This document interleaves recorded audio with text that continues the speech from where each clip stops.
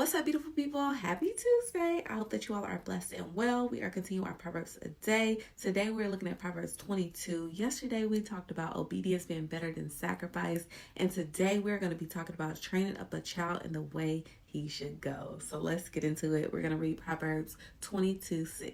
So Proverbs 22:6 reads, "Start children off in the way they should go, and when they are old, they should not turn from it."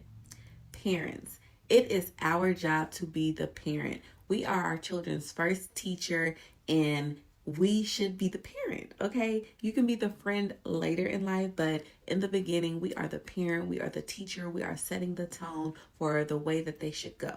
Now, it's our job to be the parent, but there's many aspects of being the parent, and there's no one size fit all because we're all different. But a lot of people like to say there's no manual for parenting. However, the source is the Bible, and the Bible teaches us many different effective ways to parent. And one of those ways is showing love. We have to show love to our children. They need to know that we love them despite their differences, despite their right or wrongs. They need to know that we are always going to be there to love and guide them into truth. We also need to provide support for our children, and depending on the season or the child, there may be different types of support of what that may look like. We also need to set limits, boundaries for children, okay? God sets limits and boundaries for us as adults, and we need to do the same for our children to teach them that you can't just be out here doing whatever you please, all right? And then next, we need to be a role model. If we're not modeling a good life for our children, then how do we expect them to do right in the world? What you do at home is what they usually mimic in the world. And I'm speaking from a teacher aspect at this point, because before I was a parent, I was a teacher. And again, we are our children's first teachers, and what they see at home, they mimic in the world. And no, that doesn't mean that being a role model, we get it right all the time, because we're human and we mess up, and God gives us grace. So we also need to extend grace to our children. But we need to teach responsibility. It is our job to teach our children responsibility. So that starts with chores. I don't know what this new age is talking about where kids don't need to do chores, but they do. You need to learn responsibility. And if you want to live in a home and you want to have good things and you want to eat and you want to do all the things, you need responsibility, okay? So as early as toddler years, children should be learning responsibility to learn how to take care of their things and clean up after themselves. There are different type of chores that are age appropriate depending on the child and their age. So it's our job as parents to educate ourselves to see what is appropriate for each child.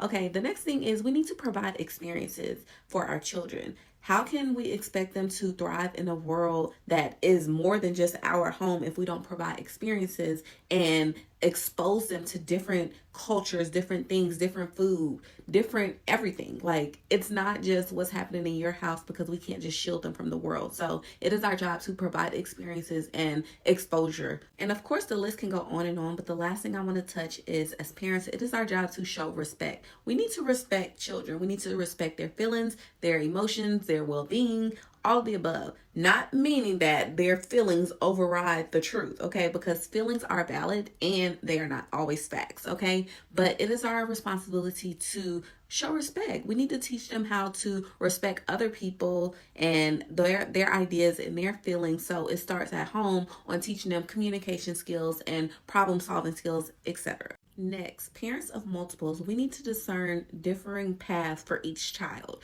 Okay, not all children are made the same. They are individuals with their own special characteristics and strengths that God has given them. Okay, as a teacher, I learned how to differentiate learning for students, because in a class teaching 30 plus kids, not all children are going to learn the same. So the same thing as a parent at home, you may have 2 or more children. Not all children are going to be made the same. So we have to determine which path is right for them and accommodate them by supporting them and providing different learning styles. Developing the individual capabilities of each child is what's going to help them thrive in the world. So that's why I talk about differentiating, meaning that there may be one way of doing something for this child and another way of doing it for this child, but ultimately it's the same result, but just in a different way. Just like 2 plus 2 may equal 4, but also 1 plus 3 equals 4.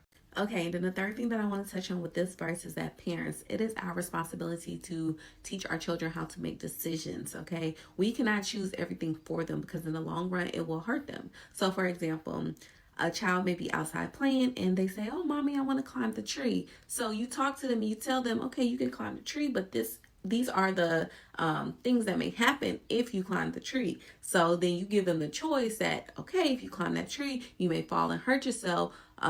or you can just play on the ground. So it's just teaching small choices at first, so then in the long run, they can decipher between right and wrong with bigger choices. Lastly, I like to read verse 15 from the NIV version as well, and it reads, "Folly is bound up in the heart of a child, but the rod of discipline will drive it far away."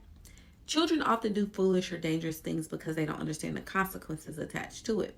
But just as God disciplines and corrects our behavior and actions, it is our responsibility to discipline our children so that way we're teaching them the difference between right and wrong. So as I mentioned earlier, there's so many aspects of being an effective parent, but it is our responsibility to partner with God to train up our child in a way that they should go. Okay, I hope that this word helped you today.